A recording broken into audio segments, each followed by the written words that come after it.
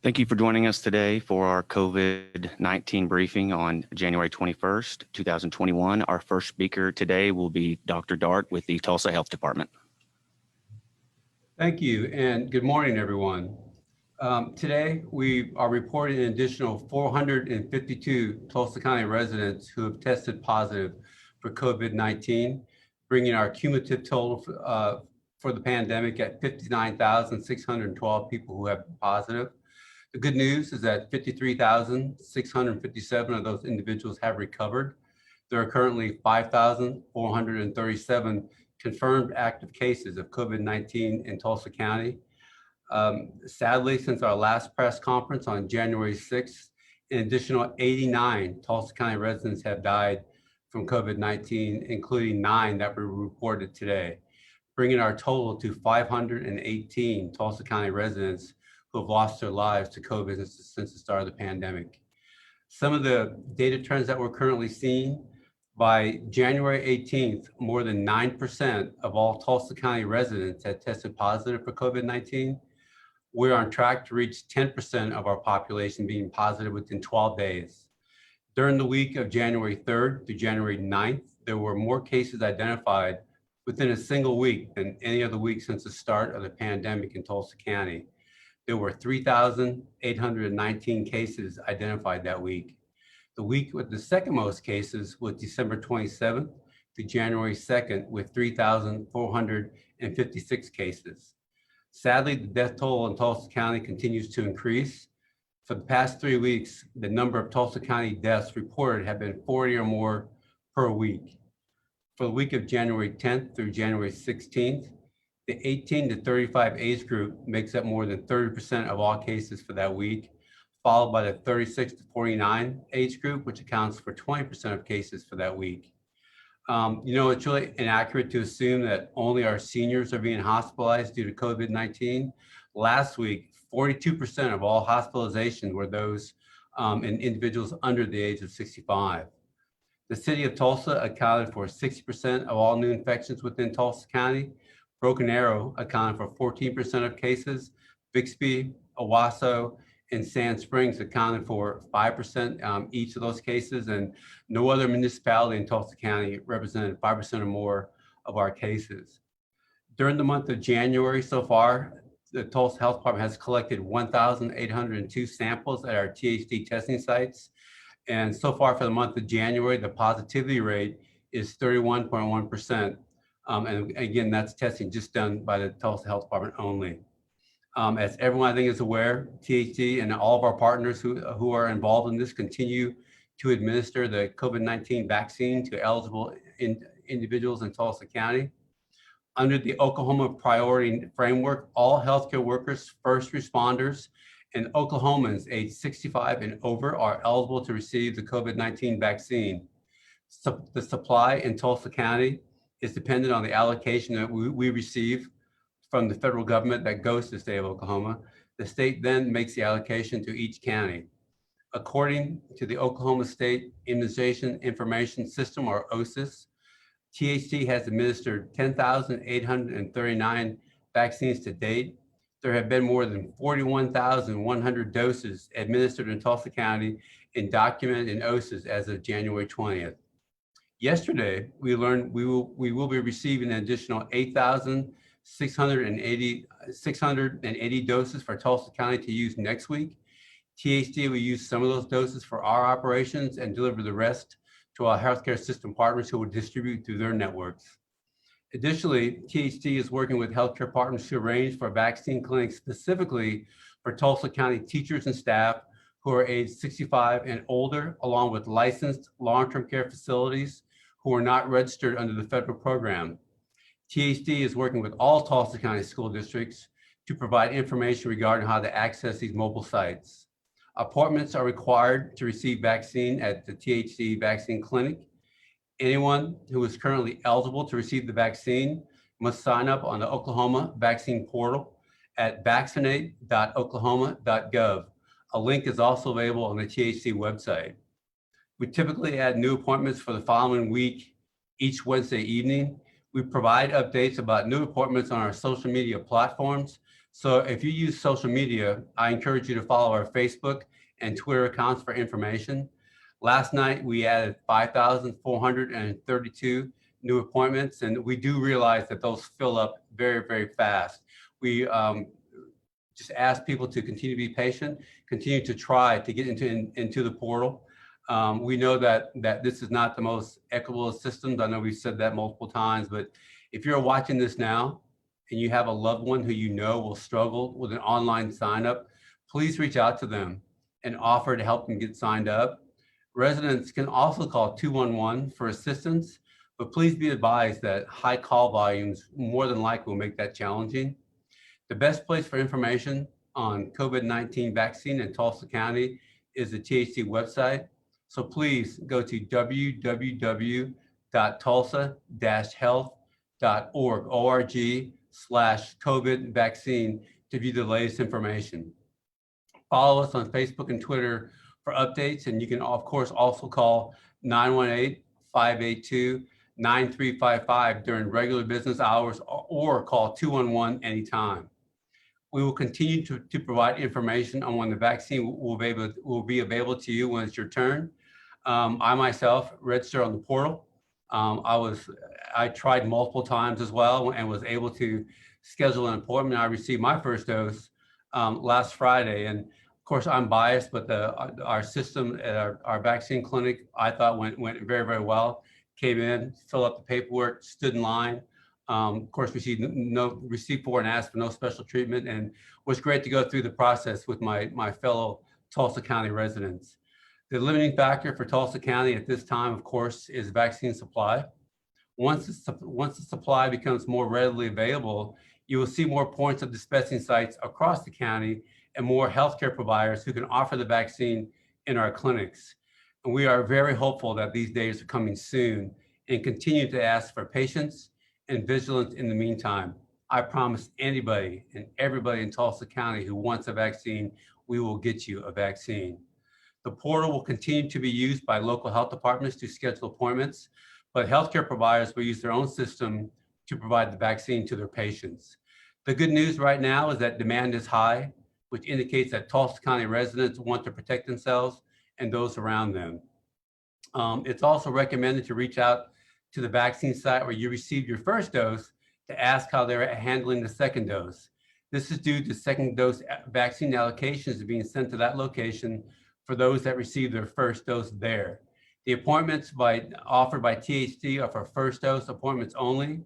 If you have received your first dose with the Tulsa Health Department, please return to the location where you received it 21 days if you received Pfizer vaccine or 28 days after your Moderna vaccine. No appointments are necessary. What we request is that you time it around the same time of day as your first appointment, and you bring your vaccine card with you to the vaccination clinic. We don't recommend trying to schedule an appointment through the Oklahoma vaccine portal, even if you receive a number to do so. And if you have questions, just call our number 918-582-9355, and we'll answer any questions you may have. I want to repeat that the recommendations for your second dose for Pfizer is 21 days after that first dose, and for Moderna, 28 days after that first dose. The doses may be administered up to 4 days before that 21 and 28 days, but it's recommended to return as close to that 21 and 28 day time frame as possible. If a dose is administered after recommended date, it's still a valid dose, and that first dose will not need to be repeated. At this time, THD is operating a walkthrough schedule at our vaccine clinic. You will see directional signage and staff to let you know where to go for your appointment. We are asking everyone to arrive on time for their appointment and expect up to 1 hour to complete the process. Support individuals can assist the patient to their appointment. We assure you that the health and safety of our patients and staff at our vaccine clinic is of utmost importance. We practice social distancing, and we have other safety measures in place to make this a low-risk event. And please bring your mask. One of the tenets of our operation is to ensure that doses are never wasted.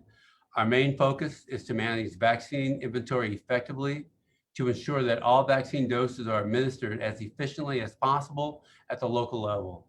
So please do not show up at our site without an appointment, hoping to get a leftover dose, because that's actually a very, very rare occurrence. The staff at THD has really been bolstered, and we're so grateful for the volunteers from the Oklahoma Medical Reserve Corps and members of the National Guard since the beginning of the pandemic. You know, to say we're grateful really would be an understatement. We truly could not operate at the level we are without these gracious volunteers. The volunteers in the National Guard have been assisting us with disease investigation, contact tracing, manning our phone banks, COVID-19 testing, vaccine administration, and many more aspects of the pandemic response. Any Oklahoma resident or individual employed in Oklahoma can apply to be a part of the Oklahoma Medical Reserve Corps. Many members have medical training, but others had no special training prior to joining. And if you're interested in volunteering with the Corps, please visit www.okmrc.org to volunteer and sign up. As we know, the vaccine is one tool in our toolbox to end the pandemic, but it's important to use other tools and to continue using masks, hand washing, and social distancing to stay safe and keep others safe. Seek testing if you are sick or have been exposed to someone with COVID-19. THD continues to operate COVID-19 testing by appointment only. You can schedule a test on our website. There's no cost. You do not need to have any symptoms. Continue to follow public health guidance if you test positive. Immediately notify anyone you had close contact with during your infectious period. High volumes of new cases reported daily make it difficult for the health department to follow up with every single individual. With case numbers so high in our community, I encourage everyone to stay home when possible, attend religious service virtually, use curbside delivery methods to obtain food and medical supplies, wear your mask around anyone who does not live in your house, wash your hands, try eating sometime outdoors in the fresh air. Please make healthy eating choices and continue your routine medical appointments and care. Believe me, everyone, I know it's hard, but brighter days are ahead. We must continue to be vigilant to keep everyone safe until we achieve that 70% population herd immunity in our community. Thank you for your time this morning. At this time, I'd like to introduce Tulsa Mayor Bynum. Thank you, Dr. Dart. Please stand by.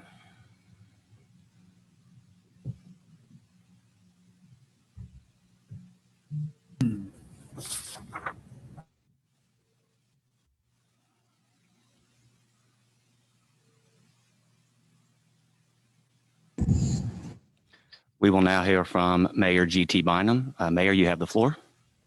Great. Thank you very much. And we can never thank Dr. Dart and his team at the Tulsa Health Department enough. Just every time we're on one of these, I just want to say thank you to them. And I hope they know as they continue to work around the clock how much folks in our community appreciate their work. I also continue to hear from a lot of my fellow Tulsans who are frustrated by the pace of vaccine deployment. I've spent a lot of time over the last several weeks visiting with both local and state public health officials about that deployment, and I can assure you everyone is frustrated by the pace of vaccine deployment right now. The reality is that our country is trying to do something right now that we've never done before, which is manufacture and deploy a vaccine to everyone in the United States, a country of over 300 million people, all at once as quickly as possible. And the logistics of that are extraordinarily complex. And I think that just to be realistic, we should continue to expect a challenging deployment of this because of the sheer scale of what's being attempted. But I've also seen that our providers here in Tulsa are learning and improving as we go. The Tulsa Health Department has been operating a pod for vaccinations that in the early going was averaging about 400 to 700 people per day for vaccinations. They looked at how they were doing their work. They recognized that doing walkthroughs instead of drive-throughs would actually allow them to serve a lot more people more quickly. And as a result of that shift and some others, yesterday they served nearly 1,300 people people at their pod. And that is just at the Tulsa Health Department's facility. That does not include other local partners who are also receiving doses for administration of the state. So far, we've had over 200 healthcare partners in Tulsa County register to deploy this vaccine as soon as we can get doses from the state. And the state, of course, is relying on getting them from the federal government. So I just want everyone to know that the capacity is there to deploy this as quickly as we can get it here.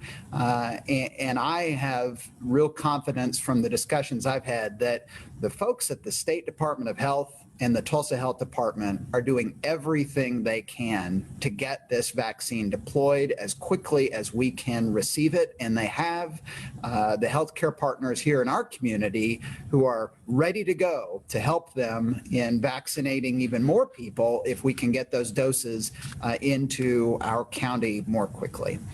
All of us who want to receive that vaccine are going to get it. On hospitalizations in Tulsa, we've got some good news and some bad news.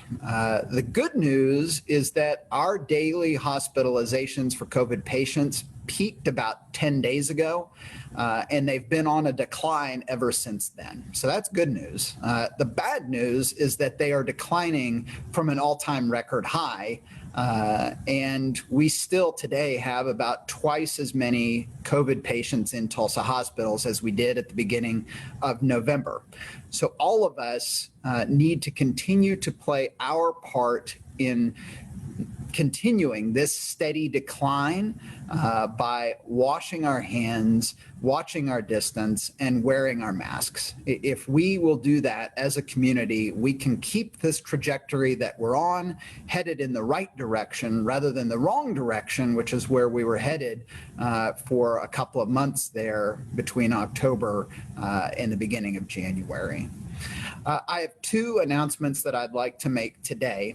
The first one is recognizing the great opportunity we have to empower even more local nonprofits here in Tulsa to help our neighbors in need in the midst of this pandemic. When you think about the work that Tulsa's nonprofit community has done through this pandemic, it's extraordinary. And at the city of Tulsa, the city council and I want to make sure that they have the resources they need to continue and hopefully enhance that work. And so today, we're announcing the launch of a new grant program to help local nonprofits address the effects of the pandemic. This request for proposals process is going to award up to $6.5 million from COVID-19 relief funds and allocate them to Tulsa nonprofits. The RFP has three main goals. First, to support Tulsans' personal and financial health. Second, to aid in economic recovery. And third, to seed the creation and growth of emerging industries and occupations as we move towards the slow, gradual end of this pandemic. These proposals will be evaluated based on the project impact, fiscal accountability, and the organizational qualifications of the organization submitting the application. I'll work with my colleagues on the Tulsa City Council to approve the awarded funds to those nonprofits, and they will have 1 year to complete those projects and spend those funds so that we make sure they're being allocated as quickly as can be. The deadline to apply for this grant program for Tulsa nonprofits is February 19th, and the grant awards will be announced by the council and I in March.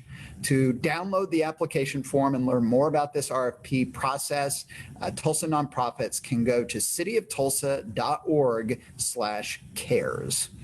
And the second thing I want to announce today is really something I'm asking for everybody in Tulsa's help on this one.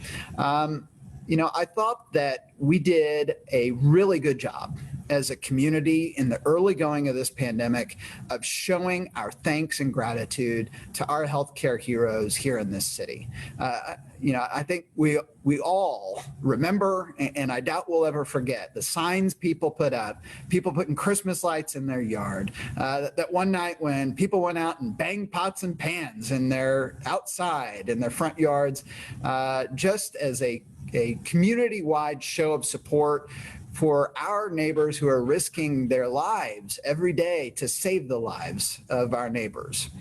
And I thought that it showed real community support and at a time that was needed. But the reality is that Tulsa's healthcare heroes are under a far greater strain today than they were back in March and April when we were doing that stuff. And when I've asked leadership from our healthcare community locally, what can we do as a city to show our support? The answer I always get is one thing: wear a mask. Please wear a mask. You've heard in these briefings previously, hospital leaders talk about how demoralizing it is for someone to work all day trying to save the life of a COVID patient and then leave their shift and see people strolling around our community like there isn't a pandemic going on. So that, of course, is number one that we can all do, which is wear a mask.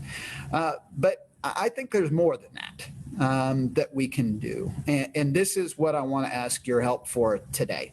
Our communications team at the City of Tulsa is going to piece together a video called Tulsa Thanks You to show our appreciation to every healthcare professional providing care to patients in hospitals and doctors' offices during this pandemic. And we're asking Tulsans of all ages and all languages to participate by submitting a 15-second thank you video. Super easy. If you're watching this online, you already have the capability of doing it. Just take out your phone and shoot a quick video letting these folks know how much you love and appreciate them and how much you are grateful for the work that they're doing.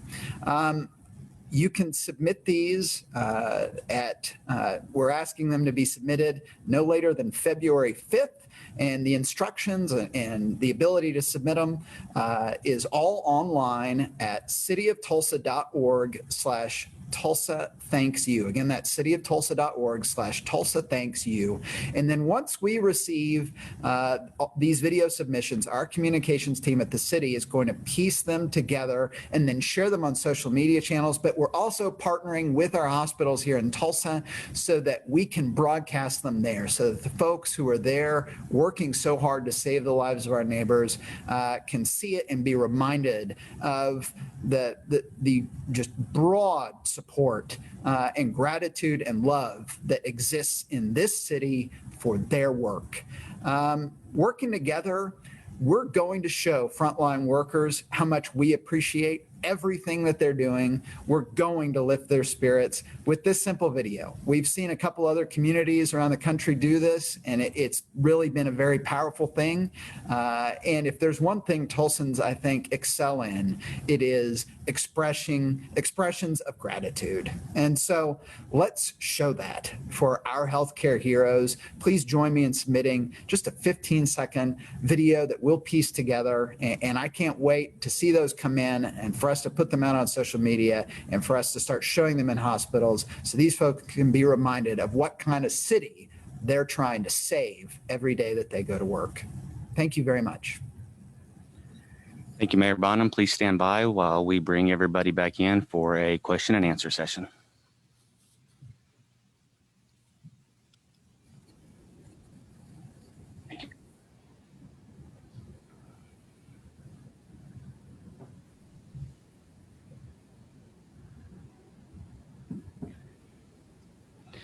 Thank you all very much. We will start this question and answer session for Dr. Dart. This question comes from KJRH.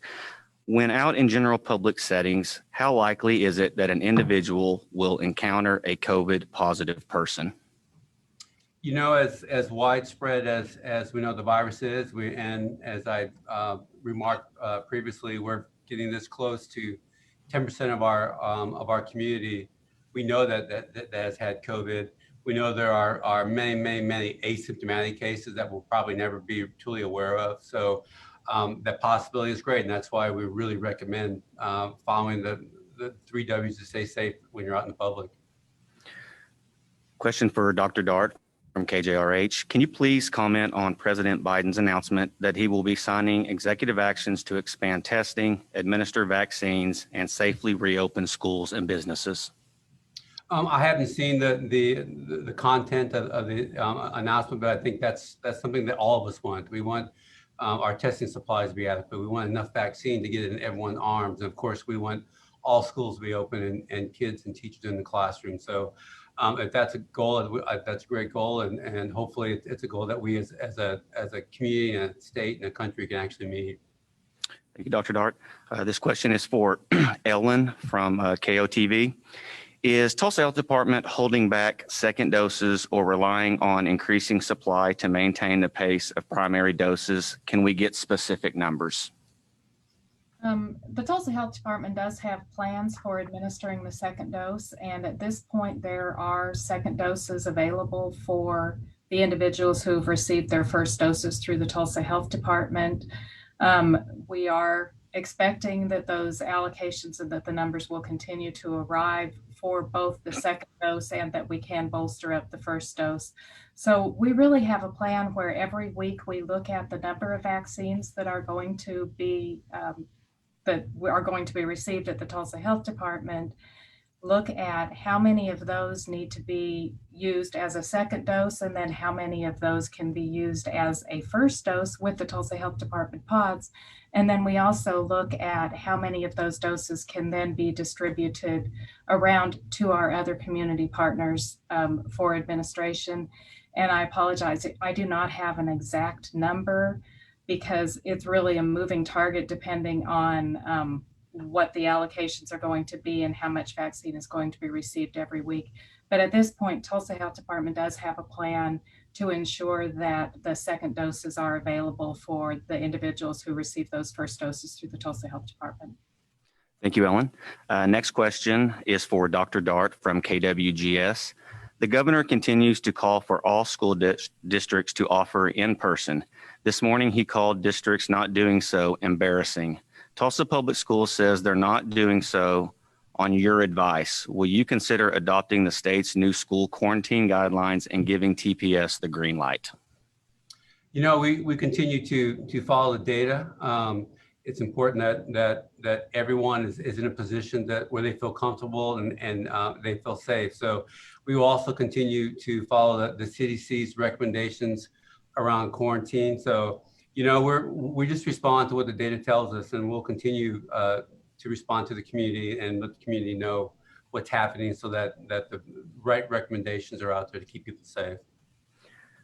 Thank you, Dr. Dart. Another question for yourself from Fox 23. With the new administration and new coronavirus team, are you expecting a dramatic shift or new guidance to come down from the federal government any minute now? How much and how fast of a shift could we see in how you operate if they announce anything new? You know, regardless of what they might announce that might be new, the big variable here is there enough vaccine and testing supplies for the entire country? And that's what, you know, we can make these announcements, these recommendations, but we have to have the infrastructure to ramp up, to produce the testing materials, to produce the vaccine, and then we need to make sure that the plan is in place to distribute vaccine equitably across the country. So, you know, I know that's what the goals are. I'm sure that's a broad aspect of any new plan they'll come in, but you know, we've been planning extremely hard, and if we have to ramp up tomorrow, we'll ramp up tomorrow, and that's just all there is to it. We'll do whatever it takes to keep people safe. Thank you, Dr. Dart. Another question for yourself from Fox 23. Are any of the more contagious COVID variants in the Tulsa metro, and is it a threat to our community at this time? You know, we don't really know because we haven't been able to test for it, but we suspect that it is as we continue to see cases rise at a rapid rate. Good news is that so far, according to Dr. Fauci, the vaccine looks like it's very effective, at least against the UK variant. We're still not sure about the South African variant, and that's encouraging news. So You know, the important things for people to remember is that whether it's the original variant or a mutation of the original, the safety recommendations that we follow, the 3 Ws, will keep people safe until we get, as much as possible, until we get vaccine in arms. Thank you, Dr. Dart. Another question for you from KTUL. Are getting over the holiday impact, people aren't testing as much because of the holidays, or is the slight decline in cases attributed to something else? You know, we're not sure. I mean, of course, we saw a little decline in testing, but we're seeing that ramp back up past the holidays. And we do know that there was a glitch in some of the reporting systems with the state. We just found this out yesterday, and the state, to their credit, saw that there was a dramatic change in numbers being reported and checked their system. So, and we're not sure what the issue was, but I suspect that we'll, once they figure that out, we'll see an increase, at least in cases reported. Thank you, Dr. Dart. Another question for you from KTUL. If you got your first shot elsewhere, can you get your second dose at the Tulsa Health Department? And will those people require an appointment, or can they just walk in? So we're asking people to go back to wherever they got their first dose, that's where they should go to receive their second dose. And the reason for that is that, as Ellen explained, when we get vaccine allotted to us, we make sure that we have vaccine to give that second dose. There's no extra doses. Every vaccine that comes to us is committed to an arm, whether it be first or second dose. And so we don't have extra doses to give for people that might have gone someplace else. So we're asking that you go to where you receive your first dose. If you receive your first dose at Tulsa Health Department, no appointments necessary. Come back to our clinic, as I mentioned, about the same time that your first appointment was. Bring your vaccination card with you, and we will let you in and get you that second dose. Thank you, Dr. Dart. This question is for Mayor Bynum from Fox 23.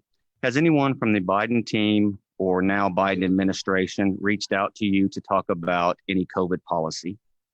No. Thank you. This question is for Ellen from Fox 23. Is Tulsa Health Department having to calculate how many second doses it needs from what it's given from the state, or is the state having to determine that based off the state stockpile as a whole and the data you give them? Yeah, first of all, I don't think the state has a stockpile necessarily, because they're also receiving weekly allocations that are coming through the based on the allocations from the federal government, and then the state is determining where that vaccine is going to go. At this point, we still have been receiving doses that are earmarked potentially for the first dose or the second dose. There really is no difference in the vaccine itself, but even in our internal planning purposes, we recognize the number of vaccines that are going to be needed for that second dose and are ensuring that there is availability for that second dose. Thank you, Ellen. And our last question we have, this is for Dr. Dart from KWGS. Is the need for OKMRC volunteers for the vaccine effort indicative of not enough resources from either the state or federal governments? You know, every time we have vaccine pods, whether it be large influenza pods or unfortunately in case of a pandemic, we always utilize volunteers to carry that out. Now, you know, we can get, and we're in Oklahoma, we're an agricultural state, so workforce is more scarce here than in other places. So volunteer, you know, so we could have all the money in the world, but if we don't have bodies to fill those spots, it really doesn't matter. So that's why volunteers are so essential. In other places where there's just higher populations of professionals who do this work, it's much easier to have clinics. In places where we don't have the workforce, volunteers really help us serve the community, and we are really indebted to them. Thank you, Dr. Dart. That will wrap up our briefing for today. Thank you all for your time, and everybody have a good day. Thank you. Thank you. Thank you.